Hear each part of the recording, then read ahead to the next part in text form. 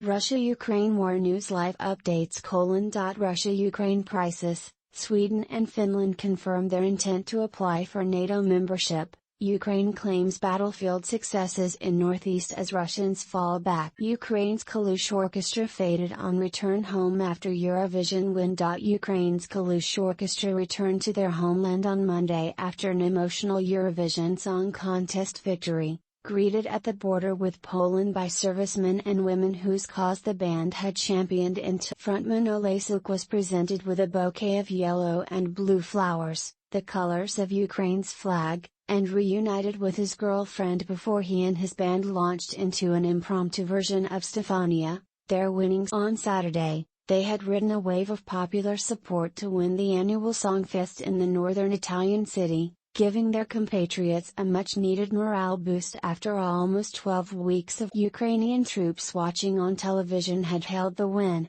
with Suk making a plea for help at the end of the live performance for the besieged city of Mariupol and its Azovstal steelworks. Russia says it will evacuate wounded Ukrainian soldiers from Azovstal. Russia said on Monday that it had agreed to evacuate wounded Ukrainian soldiers from the bunkers below the besieged Azovstal steelworks in Mariupol to a medical facility in the Russian-controlled town of Novo. An agreement has been reached on the removal of the wounded, the Moscow Defense Ministry said in a statement.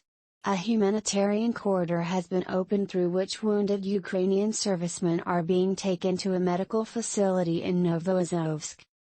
U.S. official: Russia targets training center. A senior U.S. defense official said Monday that Russian long-range strikes near Lviv appeared to target the Ukrainian military training center in Yavoriv, which is less than 15 miles, 25 kilometers, from the official said the U.S. military assessment, at this point, is that there were as many as a half-dozen missiles fired and that a few small buildings were damaged. There are no reports of casualties yet, the official said, adding that the missiles were fired from the Black Sea and likely came from a Russian submarine.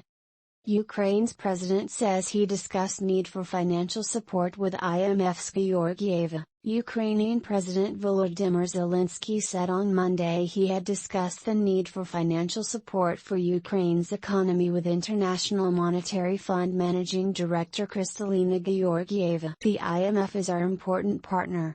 We look forward to further fruitful joint work in maintaining financial stability of Ukraine, Zelensky wrote on Twitter. Russian troops pushed to within 3 to 4 kilometers of Russian border near Kharkiv. U.S. official: Ukrainian forces have pushed back Russian troops near the country's second largest city of Kharkiv to within 3 to 4 kilometers, 1.9 to 2.5 miles, of the Russian border, a senior U.S. defense official said on Monday. Putin says Russia will respond if NATO bolsters Sweden, Finland militarily.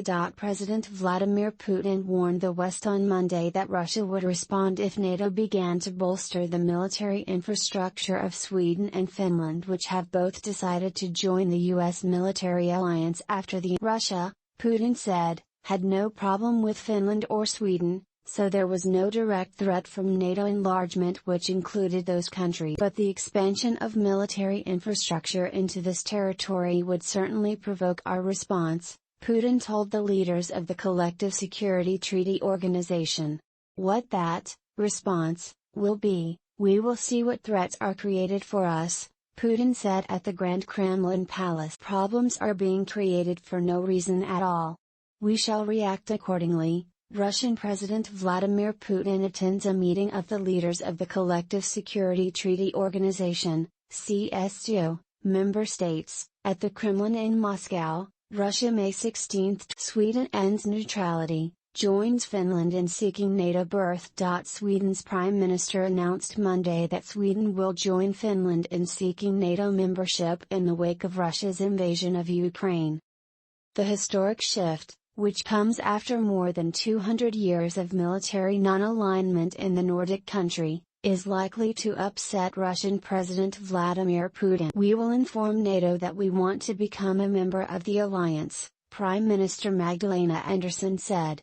The announcement came after a debate in Riksdagen, or Parliament, earlier Monday showed that there is a huge support for joining NATO. Out of Sweden's 8 parties, only 2 smaller left-leaning parties opposed it.